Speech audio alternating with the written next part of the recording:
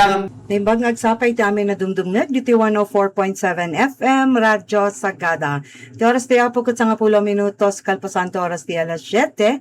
Ita nga may ka 22 nga aldaw iti bulan ti Hunyo 2026 aldaw iti Lunes. Dahito ni Gwen Gaungan apo para kadagiti damdamag ita nga agsapa. Para kadagiti paulo dagiti damdamag. Talua menor de edad nga babae pumasidong iti MSWD intervention dito Sagada. Zero-teen pregnancy kanda dumapayan news beats manipod iti konseho ti panagsalwad karagiti ubing dito Sagada.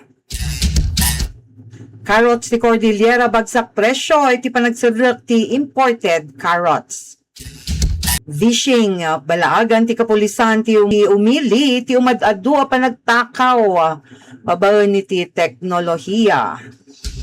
AI remix dagiti kanta ti salidumay nang ilukat iti diskusyon may naigiti proteksyon kultural. Anya nga ro ti mabalin nga aramidan kasilpoy ti panagsalaknib kadagiti cultural ken artistic work manipod iti komersyal panaggundaway babaen iti artificial intelligence. Obispo ken manunga environmental advocates sa pinilaan ti kaso sibil ti nadaulon ti tribo Bugkalot. Sadyay Kalinga, tulong para iti panagduras ti turismo ken kultura babaen iti panagabali papay ti TPB. Sa nga pulo nga Sagada baseball players, ti makiayam ita iti Perfect Game Philippines. Duwa nga igorot nakaani iti balitok iti King of the Table Tournament 2026. Para iti maudi kat ti update mainayig iti weather conditions. Narod ti detalye dagiti damdamag. Iti tungtungan iti sangalubungan. Estados Unidos ti kagagapo ti COVID-19 a pandemya.